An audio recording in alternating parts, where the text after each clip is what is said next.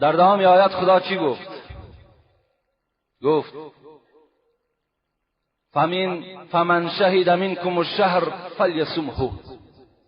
کدامی از بندگان من اگر ماه رمضان یافت در حالتی که صحت است، تندرست است، باید که روزه بگیرد.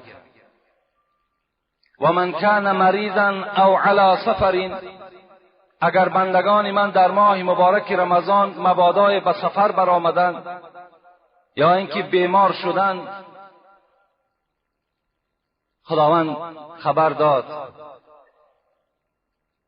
که وقتی که از سفر برمیگردند یا بیماریشان از اونها دور می شود، این صورت دیگر روزه را بد می دارند. در حالت مسافرتی گفت خداوند چی است؟ رخصت است. در حالت بیماری رخصت است. وقتی از سفر بازگشت به وطن خودش، وقتی مریضیش دور شد، روزه بگیرد. یرید الله بكم اليسر ولا یرید بكم العسر. خدای شما فقط آسانگیر است، خدای شما به شما مشکلات نمیاره. البته خدای ما و شما مهربان است، برای ما و شما رخصت داده است که بنده من مبادایی که مسافرتی مشقت دارد از مشقت خالی نیست. روزه تخور آمدی در خانت و ساعت و وقتش که موافق آمد، روزه را قضایی بگیر. بیمار شدی، خوفی بر بیماری داری، خوفی بر زیادشوی بیماری داری، روزه بخور، هیچ گناهی برای تو نیست.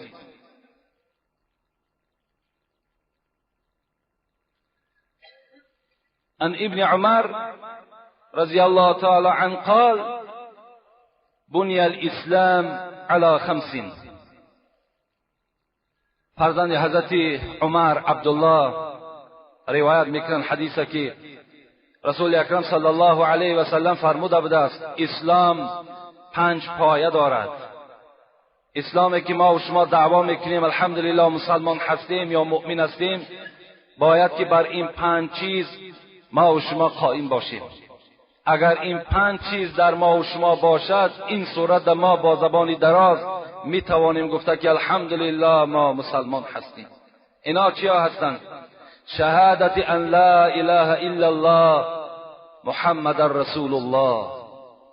یکم نشانه اسلامداری ما و شما، پیغمبر خدا گفتند این است که تو باید گواهی بدهی که خداوند یک و یگانه هست، پدر ندارد، مادر ندارد، فرزند ندارد.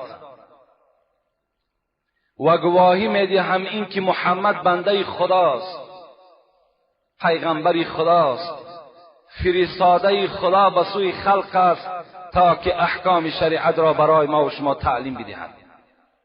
این یکم وظیفه هر یک فرد مسلمان است که باید در بیچگونگی و بیمثلی و بیمانندی و به اولاد و به اجدادی خداوند شاهدی دهد و این تسلیم باشد و بعداً بر پیغمبر ما و شما محمد صلی الله علیه و سلم شاهدی دهد که پیغمبری بر حق است. دوم، پیغمبر خدا گفتند اقام الصلاة. دوم دعوایی که مسلمان میکند و دوم وظیفه‌ای که مسلمان در پیش خود دارد این است که باید 5 وقت نماز خوانده شود. اگر 5 وقت نماز ما و شما خوانده نشود، این صورت ده خود جدا کنین که پایه خانه ما و شما، پایه اسلام ما و شما یک پایش نیست. خاندانی که پایه نداشته باشد او خراب می شود. اون خانه بی پایه ایستاده نمیتواند. رسول الله میگوید من حافظ علیها کان له نورا و برهانا و نجاتا یوم القیامه. کسی که اگر در دنیا نماز میخواند، این نماز برای او حجت است، برای او دلیل است، برای او برهان است در روز قیامت از آتش دوزخ. و حجت نشان میدهد که من الحمدلله مسلمان هستم، مرحمت حجت من. و من لم یحافظ علیها، در دوام گفتم پیغمبر اگر مبادایی که مسلمانی که نام مسلمانی مؤمنی داشت لکن نماز نمیخواند، وای چی گفت؟ پیغمبر خدا گفت، وای گفت همراه فرعون، حامان، قارون، ابی ابن خلف است. روز قیامت این در زیر بیرق همین طغیانگران، همین دشمنان پیغمبر و دشمنان کتاب خدا در زیر اینها صف میکشند، کسانی که در دنیا نماز نمیخوانند. و سیوم نشانه اسلام ما و شما ایتاء الزکات. کدام شما اگر مالدار باشین، دولتدار باشین، خدا باز دولت شما را باز زیاده کند، لکن از دولتتان حق خدا را جدا کنید، زکات مال جدا کنید. بر یک برادری خودت، بر یک خواهری خودت، بر همسایه خودت، بر رفیق خودت، بر مسجد خودتان، بر یک طالب علم برده اینا چکار کن؟ تسلیم کن. این سیوم نشانه و سیوم وظیفه هر یک فرد مسلمان است. والحج من استطاع. پیغمبر خدا گفت چهارم نشانه ای که مسلمان دارد این چی است؟ چهارم نشانه ما و شما این حج است. اگر کدامی از ما و شما شرایط حج در ما و شما پیدا شد، باید که ما و شما، حضرت امام اعظم گفتن علی الفور، اگر یک ماه به حج مانده باشد و تو صاحب همون مال نصاب و حق مثال زکات پیدا شد در تو، یا مالی رفتن و آمدن حج در تو پیدا شد، در حال در گردن تو فرض میگردد. اگر کسی که در دنیا به حج و زمین پولداریش اگر میگذرد در نزد خدا عاصی و گناهکار است. و پنجم نشانه ای که ایمانداری و اسلامداری ما و شما را نشان میدهد این ماه رمضان است. این پنج نشانه باید که در هر کدام ما و شما باید تسلیم باشد.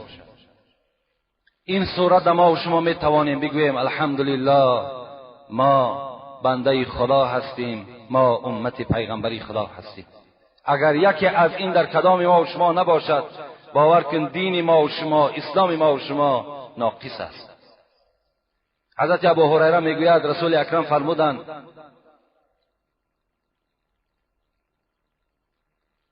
من انفق زوجین فی سبیل الله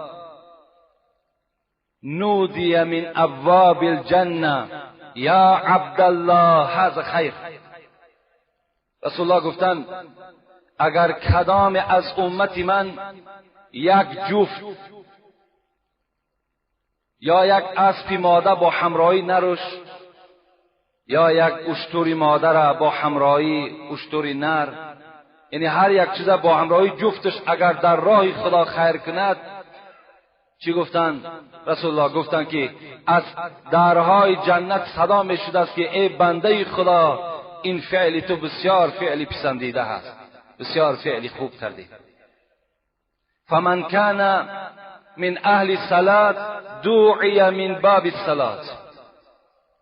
رسول الله میگوید کسی در دنیا نمازخوان باشد از دروازه های جنت صدا می شود، از دروازه‌ای که خاصه برای نمازخوان هاست از اون صدا می شود ای بنده نمازخوان مرحمت واردی من شو. و من کان من اهل الجهاد دعی من باب الجهاد. پیغمبر خدا گفت کسی در دنیا مجاهد از دنیا میگذرد، جهاد در راه خدا کردگی است، خاندان و فرزند و همه را پس سر ماندگی و برای اسلام و ایمان و قرآن مبارزه برده است، اینها را در جهاد در جنت از دعوت میکند ای مجاهد خانه من داخل شو. و من کان من اهل الصیام، کسی در دنیا روزدار باشد، دعی من باب الریان. رسول الله گفتند کسی که در دنیا روزدار باشد در جنت از دروازه ریان که یک دروازه هست، انشاءالله بخشید من این دروازه را به شما شهر میتونم، نام او ریان است. همین دروازه ریان منتظر تمام ما و شما روزدارهایی که از برای خدا روزه گرفته باشید. فریاد میزند ای روزدار وارد من شو. و من کان من اهل صدقه دعی من باب الصدقه. پیغمبر خدا گفت اگر کسی در دنیا سخی بود، دستی دهندگی داشت، مسکینها و فقیرها و بیچارهها را یاردم میکرد، از دروازه صدقات فریاد و من کان من اهل صدقه دعی من باب صدقه. رسول الله دوام دادن حدیث مبارکه، کسی که اگر از اهل صدقه باشد فریاد زده می شود از دروازه های صدقه که وارد من شو. ابوبکر صدیق رضی الله عنه می گوید من در این حالت حدیث پیغمبر خدا نزد او نشسته بودم، فقلت بأبی انت و امی یا رسول الله. به جانب پیغمبر خدا گشته گفتم پیغمبر خدا پدر و مادرم فدای تو باد. ابوبکر صدیق رسول الله را بسیار دوست می داشتند. گفتند پدر و مادرم فدای تو باد. هل یدعى احد من تلك الابواب كلها؟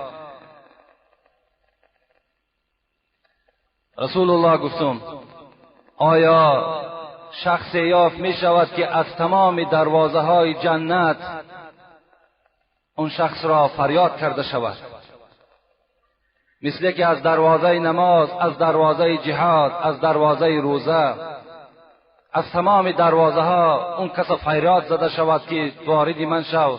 آیا این چنین امت داری؟ رسول الله میگه به جانب من گشتن گفتن ارجو ان تکون منهم. ابوبکر گفت من امید دارم که یکی از آن امتانم تو هستی، از همان امتانی که از تمام دروازه های بهشت اون کس فریاد زده می شود ابوبکر صدیق تو هستی. ابوبکر میگه من گریان شدم، زیرا من رسول اکرم از جانم دیده، از پدر و مادرم دیده دوست می داشتم. حتی میگوید ابوبکر در سخنهای خود حب بیلی من الدنیا ثلاث: النظر الى وجه رسول الله و انفاق مالی علی رسول الله و ان یکون ابنتی تحت رسول الله. من در دنیا سه چیز را برای خود محبوب می شمارم، سه چیز را دوست می دارم. یکم اینکه دایم به چهره آفتاب مانند محمد دایم نظر کنم، هیچگاه دیده هام از روی پیغمبر خدا کنده نکنم. دویم چیزی که من دوست می دارم، گفت ابوبکر صدیق، این است که آن چیزی که از دولت و سهولت دارم همه او را برای محمد نفقه کنم. و سوم امید و آرزو و مقصد دارم که دختر من در نکاح محمد صلی الله علیه و سلم باشد. خداوند با این مقصدهایی که ابوبکر داشت، با این سه چیزی که محبوب برای او بود، با این سه چیز حضرت ابوبکر خداوند موفق گردانید که حضرت ابوبکر دائم با رسول اکرم یک جا بودند و تمام آن چیزی که از سهولت و دولت داشت و رسول اکرم برای مجهز گردانیدن عسکران اسلام برده نفقه کرد و دختر خود عایشه صدیقه را هم در نکاح رسول اکرم داخل کرد.